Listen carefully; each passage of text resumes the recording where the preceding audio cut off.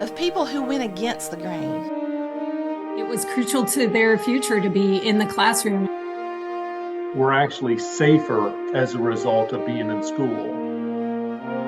Courageous Leadership Through Crisis. Live from the Blue Bear Cafe, this is Voices of Courage. Welcome to the Voices of Courage podcast. Today we are meeting with our technology team here in Mount Airy City Schools, and we're going to talk about how you can prepare for a crisis.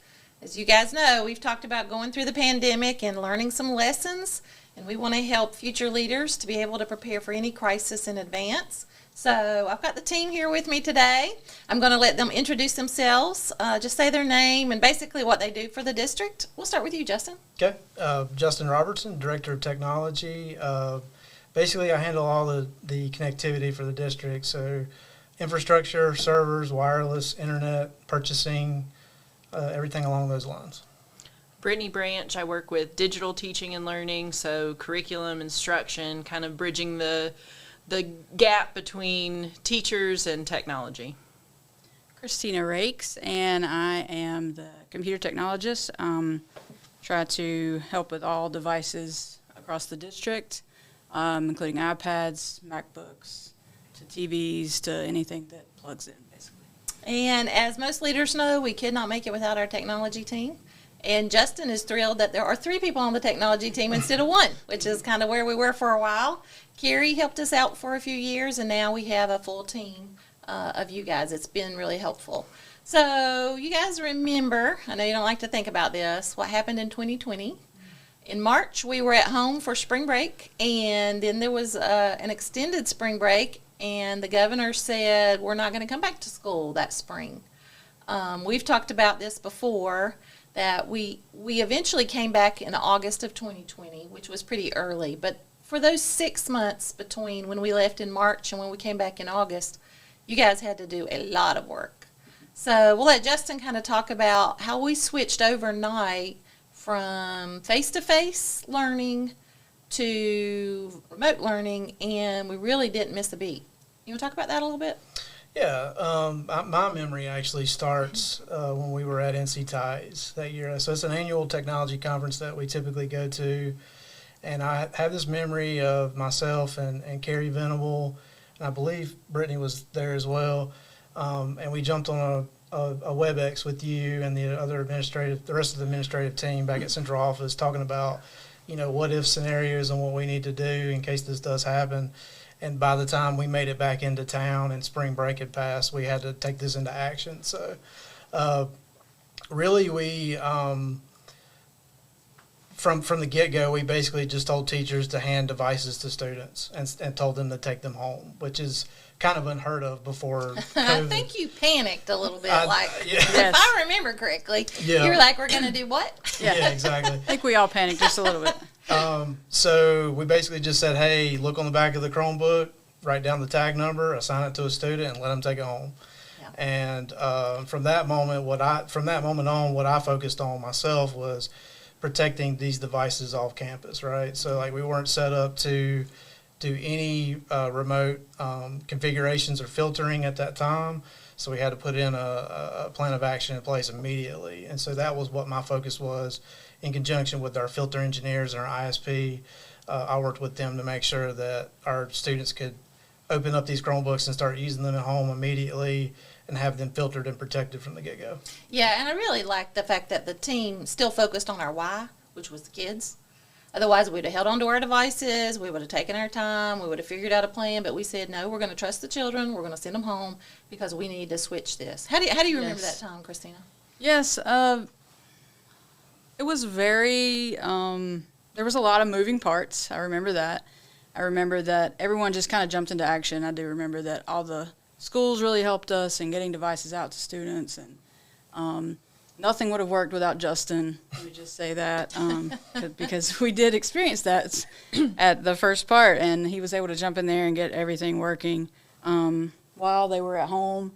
And I remember we were not one-to-one at that time, so I remember having to go school to school, get devices to take here and take there, and we had actually set up a headquarters at central office where they could bring devices in that were not working, and they could get a fresh one that was working, so that worked very well.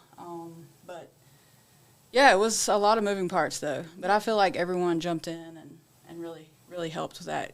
Carrie started a spreadsheet for us that teachers could just put on there what was going on. They couldn't figure it out, so we would jump on there and try to help the parents and the students as much as we could. And I remember taking devices to homes, Yeah. taking the buses out, making sure everybody got what they needed. If you think about that, it was a pretty massive undertaking, and we did it in about 3 or 4 days. I mean, we got It was very everybody a quick. device within like 5 days, which to me means you were really prepared, and people didn't really care what their role was. They just jumped in. So staying on that point a little bit, did you have a lot of kids stealing devices or destroying devices? We trusted them to take them home. How did that end up going that summer? I thought it went very well, honestly. To be the first time for them to ever take devices home, Yeah. I really thought it went well. And they would always bring them in if something was wrong or they broke something. Yeah. But overall, I thought it went very well. And I think having that that device that they're used to using in school already, and still having that line of communication with their teacher in their classroom, was good for their mental health as well, because we were all just figuring out as we went along. So it was that was very beneficial. And I think lesson learned that we talked about later is trust your students. Yes. You had thousands of kids taking devices home, and the ones that got broken, we bring them in apologetic, paying for the cost, or saying I didn't realize that I messed this up. And it was not a lot, if I remember correctly, because I remember not. that It was fall not. when we were 1-to-1. We felt pretty comfortable sending those home. So that was just a big leap of faith for us. Yes. And along with that, especially K-5 where we were not 1-to-1, we had to use tools. We had to use new tools to say, okay, the teacher's going to be in a room by themselves and the kids are all going to be at home. How do we do this? And I know we networked across not only North Carolina, but really other states, because we were coming back before anybody else was. So Seesaw, I think, was a big piece of the K2 tool, if you want to talk about that. Or maybe just some, you can use really any platform. We're just saying here's some of the ones that we found pretty quickly, like Seesaw, Schoology, some of those. We had done some work with that and piloted it, but it really took hold, I think, through that time. So if Brittany, you want to talk about that a little bit? Yeah, I think something we found that worked really well during that time, and is something we have carried with us since coming back face-to-face full-time, is consistency with a learning management system. So we use Seesaw K2, Schoology, 3rd through 12th grade. Our teachers had been using Schoology to some extent, so there was some comfort there for the students and the teachers. Particularly at the middle school and high school level, where they knew how to use it. So that allowed the kids to jump right into their remote learning without a whole lot of pause. We had a lot of teachers that were using Seesaw at the K2 level, for the most part for parent communication, but because it also has so many opportunities for student engagement, it was very easy for the students to start using it to interact with their teachers.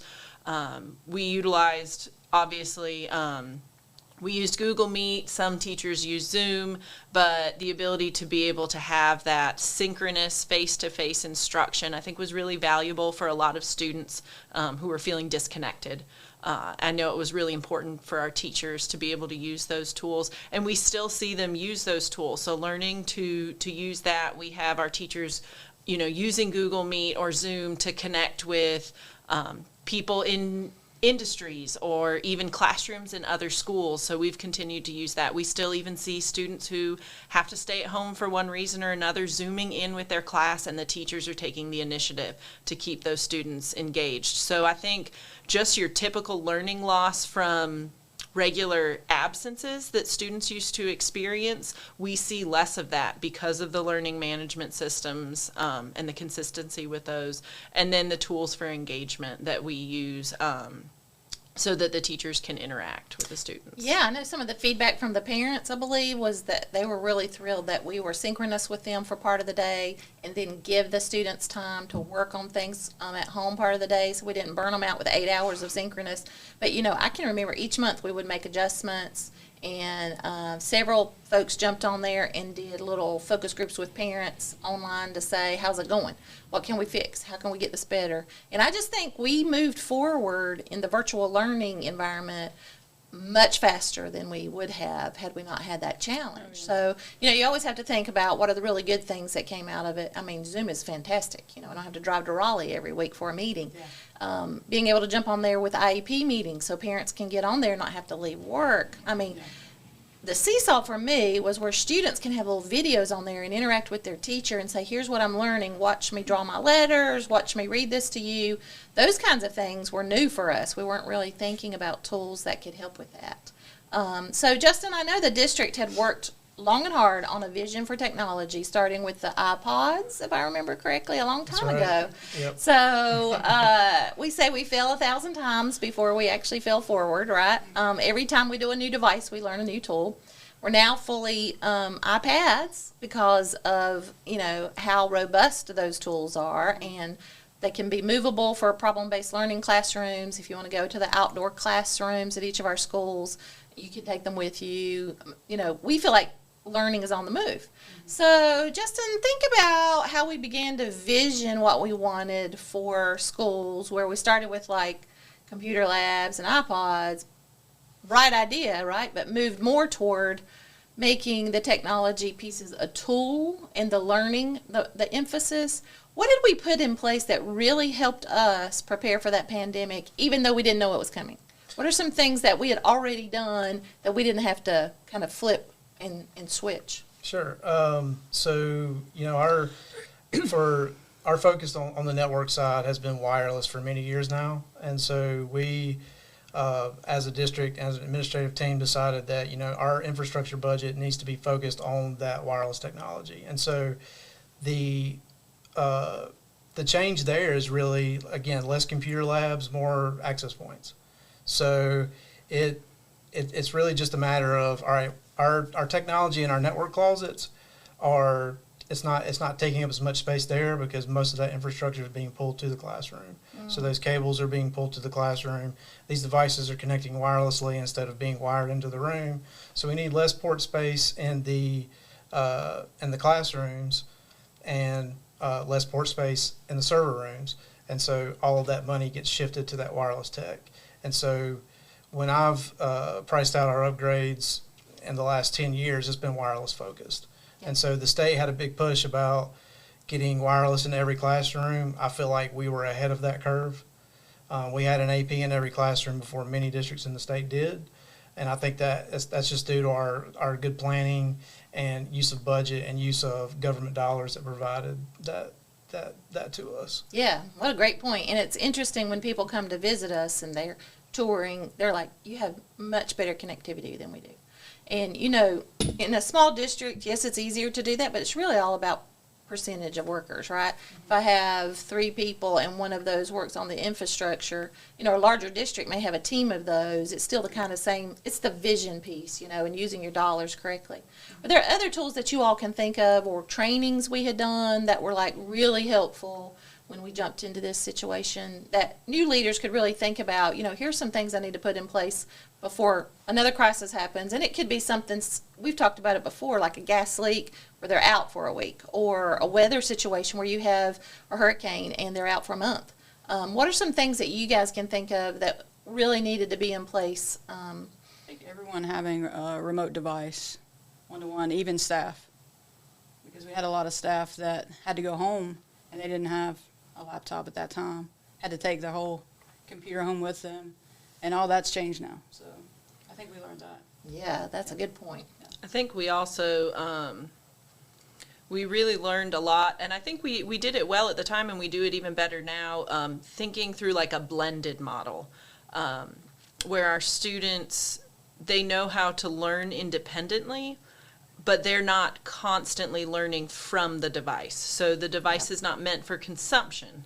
I think focusing on different ways to engage our learners. So when they're learning at home, they're not just reading. They're not just watching videos. They're not just doing practice questions. They get all these different ways to engage, and then they have opportunities to show what they learned. And our teachers have really found good strategies for formative assessment using technology tools. There are so many different apps that are available, paid, free. They're they're everywhere, where students can create a video, give an audio response. It doesn't always have to be text. It doesn't always have to be paper pencil, but there's space for that too. And I think the blended model is something that we learned was really valuable during that time. Like you said, we had the synchronous opportunities for students to engage with their teachers in their classroom, but then they had all these activities that they did. On Seesaw, they might watch a video of their teacher reading a book. They might also draw a picture of what they learned about, or create their own recording. So opportunities to learn in different ways is something that we went into the pandemic knowing how to do, but I think came out much stronger.